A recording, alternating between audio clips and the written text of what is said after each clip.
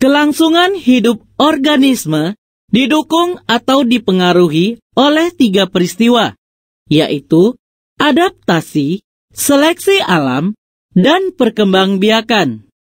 Adaptasi merupakan penyesuaian makhluk hidup terhadap lingkungan. Seleksi alam merupakan kemampuan alam untuk menyeleksi organisme yang ada di dalamnya.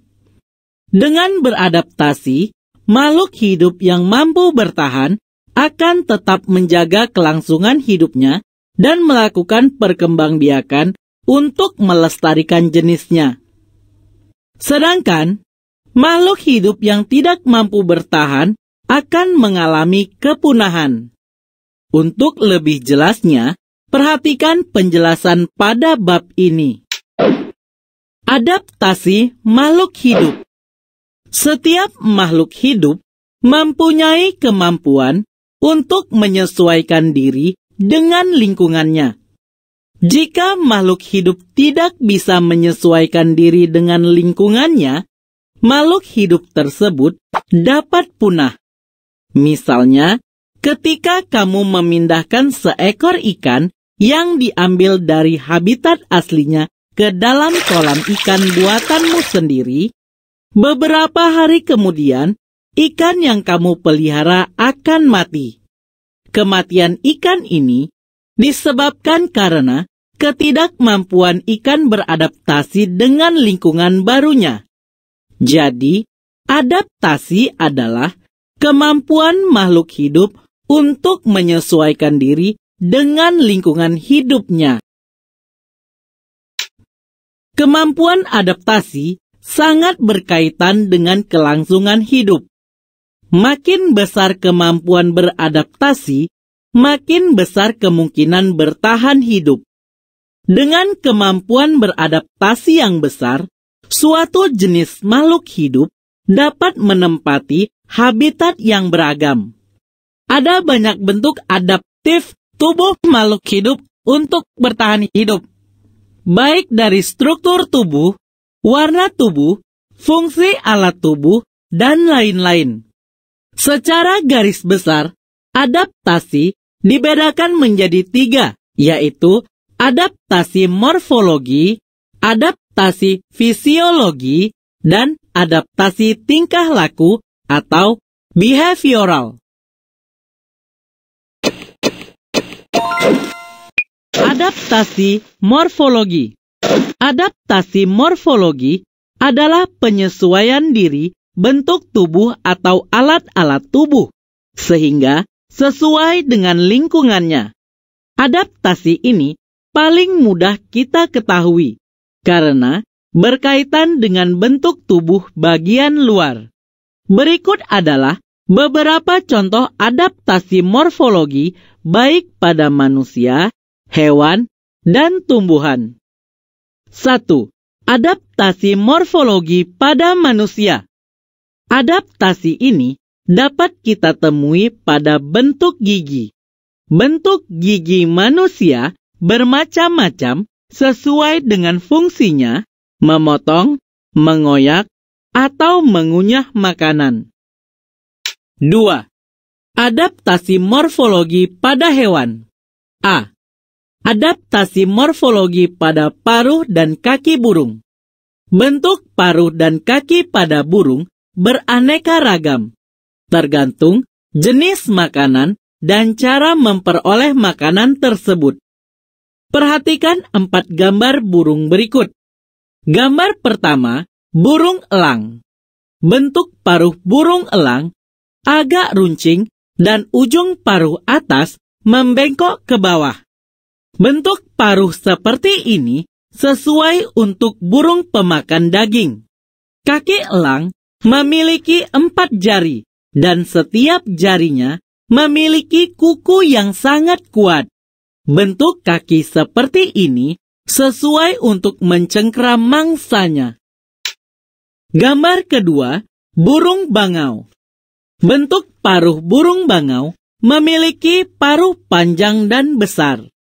Bentuk seperti ini memudahkan bangau untuk mencari ikan di rawa-rawa atau daerah lumpur.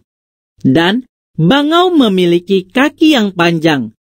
Jari-jarinya memiliki sedikit selaput, sehingga memudahkan bangau untuk berjalan di atas lumpur ketika mencari makan.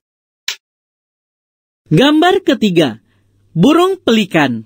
Bentuk paruh burung pelikan panjang, lebar, dan agak berkantong, sesuai dengan jenis makanannya yang licin, misalnya ikan.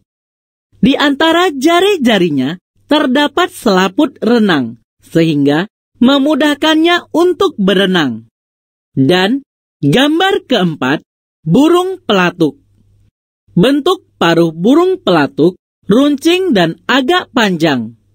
Bentuk paruh seperti ini sesuai dengan jenis makanannya, yaitu untuk memahat kayu pohon, untuk menangkap dan memakan serangga di dalamnya. Burung ini memiliki 4 jari, dan saat ia hinggap di pohon, 2 jari pada kakinya akan mengarah ke depan dan 2 jari ke belakang. Burung pelatuk merupakan burung pemanjat. B. Adaptasi morfologi pada mulut serangga. Adaptasi ini dapat kita lihat pada tipe mulutnya. Pada dasarnya, bagian mulut serangga terdiri dari 1 bibir atas atau labrum, sepasang rahang atau mandibula, sepasang maksila, dan 1 bibir bawah atau labium.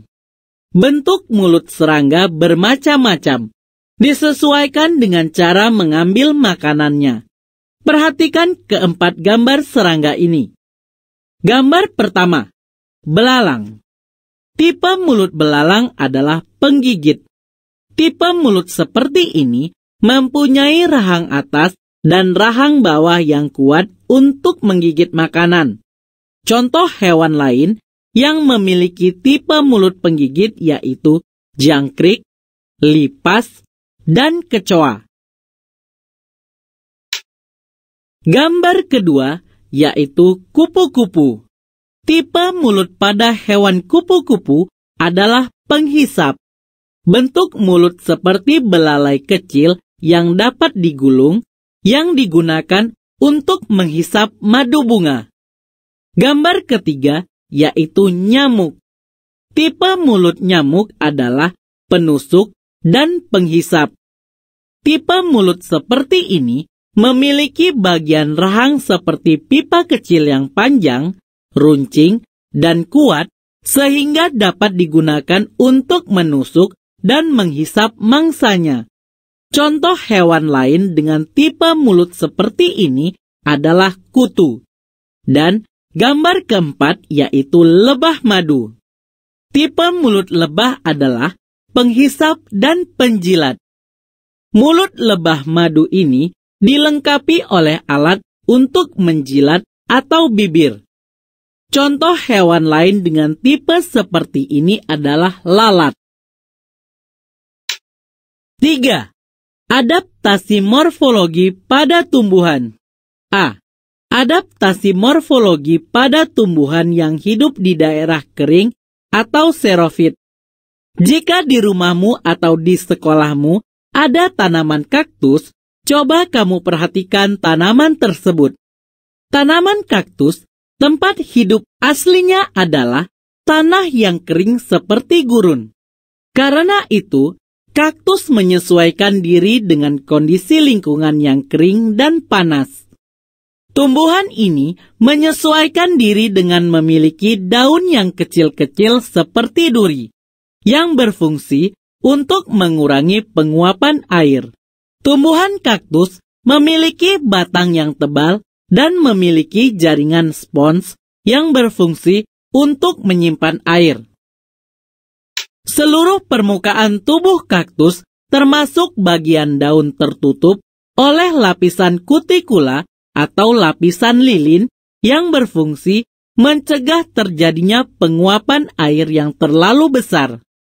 Kaktus memiliki akar yang panjang sehingga dalam pencarian air memiliki jangkauan yang luas.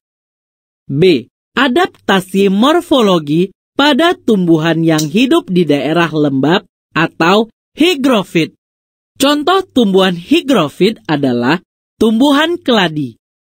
Tumbuhan ini memiliki daun yang tipis dan lebar, dan permukaan daun memiliki banyak mulut daun atau stomata, sehingga proses penguapan berlangsung lebih cepat.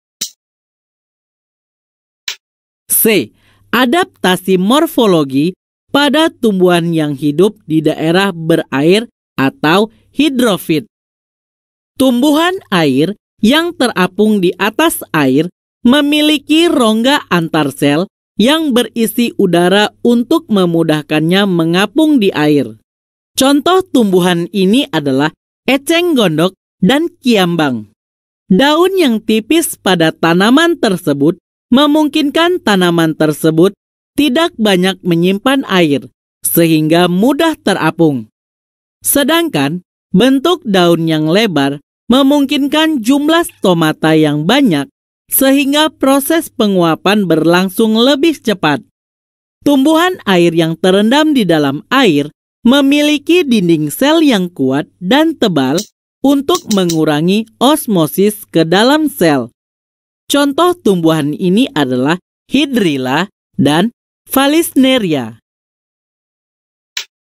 Tumbuhan yang sebahagian tubuhnya di atas permukaan air dan akarnya tertanam di dasar air mempunyai rongga udara dalam batang atau tangkai daun sehingga tidak tenggelam di dalam air dan daun muncul ke permukaan air. Contoh tumbuhan seperti ini adalah teratai dan kangkung. Tumbuhan yang hidup di daerah pasang surut, contohnya tumbuhan bakau. Bakau memiliki perakaran yang lebat dan kuat, sehingga mampu menyangga berdirinya batang dan sebagai alat bantu dalam penyerapan oksigen.